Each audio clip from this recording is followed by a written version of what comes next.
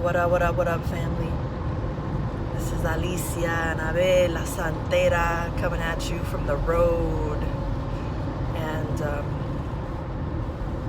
I was listening to a song that made me feel a little melancholy, made me a little sad. And the hook was Si Me Valoraras. Si Me Valoraras. If you valued me.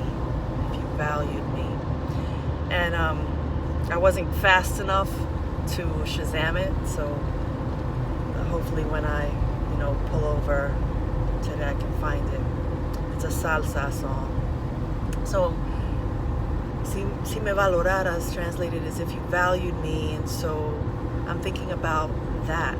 That's the meditation as I drive, is this feeling of, if you valued me, if you really valued me, if you really saw me, like what that means to us, to feel valued, to feel seen, right?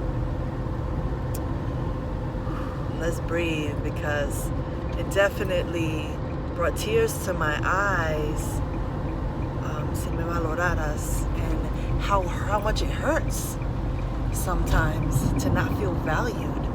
And this could be by anyone, any experience, right? This could be lovers, family members, our children not valuing us, bosses not valuing us, friends not valuing us. And so it's a real shitty feeling to not feel valued, because value, there's nothing more beautiful than letting someone know that you value them, that you appreciate them, that you see them, that you acknowledge them, that you respect them. To me, value is very connected to respect, and respect is a trigger for me, a tremendous trigger for me. So much so that it brings on rage. It's that shadow self. Feeling disrespected or devalued is connected to my shadow self, to old triggers and hurts and past wounds. And so just hearing that lyric, Si Me Valoraras, made me sad, because it just brought me back to not feeling valued, And I don't want to get so personal right now with, what's going on in my life at the moment. But I wanted to come on here and let you know that you're not alone if you're feeling devalued, if you're feeling unsupported, if you're feeling unseen,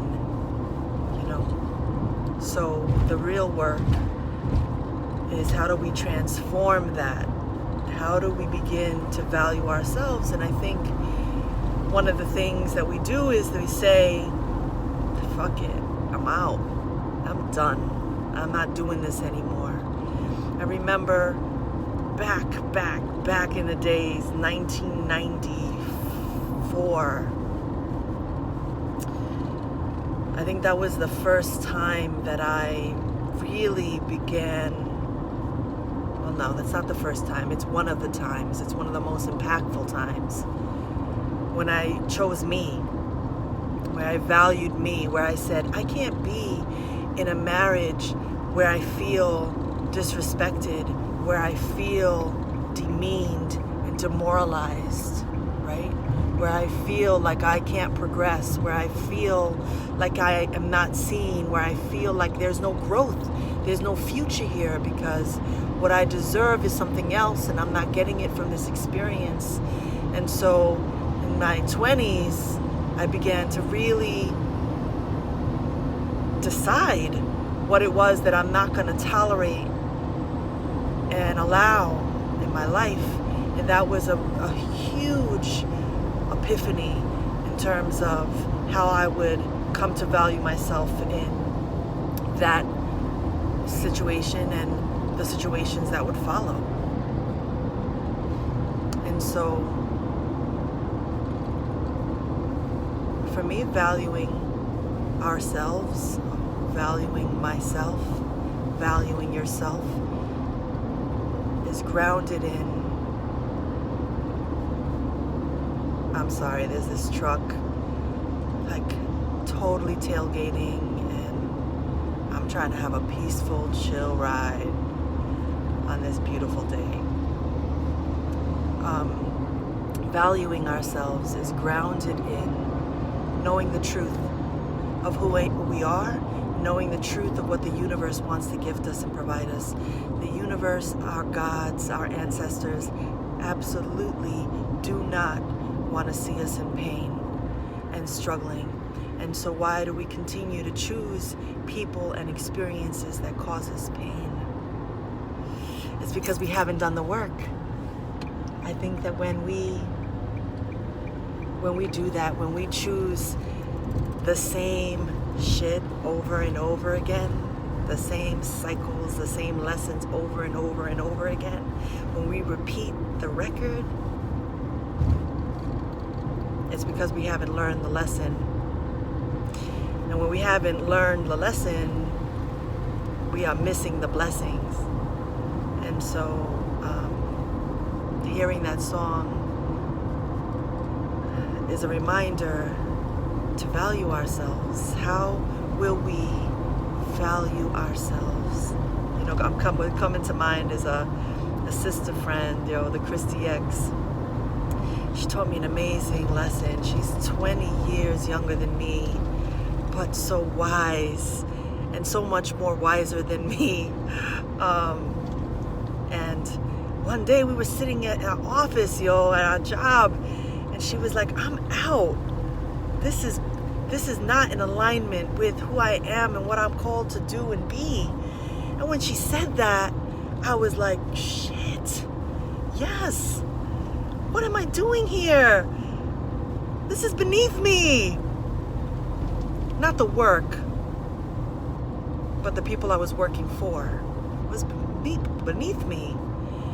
My gifts, I'm supposed to do bigger things, greater things with what I was blessed with. And so valuing myself was just straight up pulling my boss outside from a meeting that we were at, a training, and saying to her, I love you and respect you so much, but I have to tell you that I have to go. This ain't for me.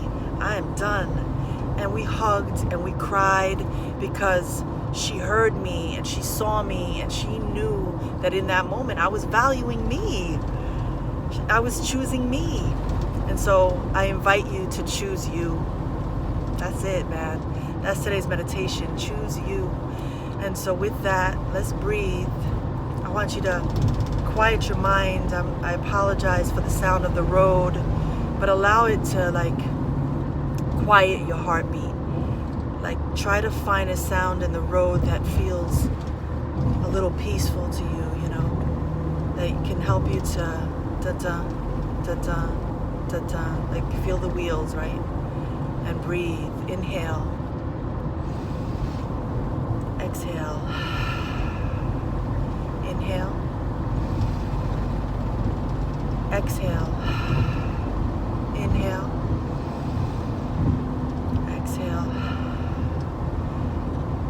Keep breathing normally, peacefully.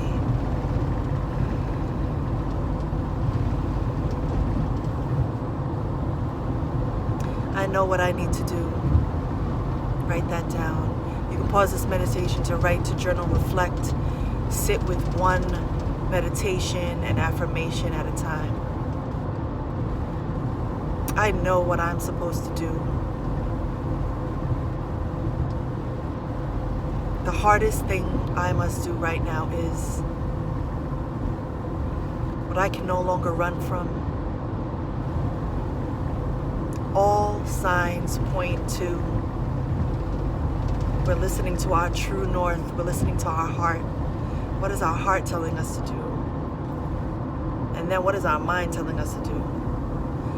Some of us are terrified of what the repercussions would be of doing the hard thing, but the hard thing is the best thing sometimes. How I will value myself today is, and my intention for today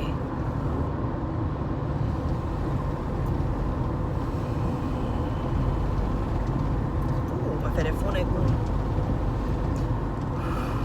Yeah, my intention for today is to trust and know that there are hard conversations that are coming my way, but they must be had, and that I am guided, and that I am protected, and that I can have those conversations in a very loving way. I wish that for me. I wish that for you. I'm wishing you an amazing day. Oh, peace.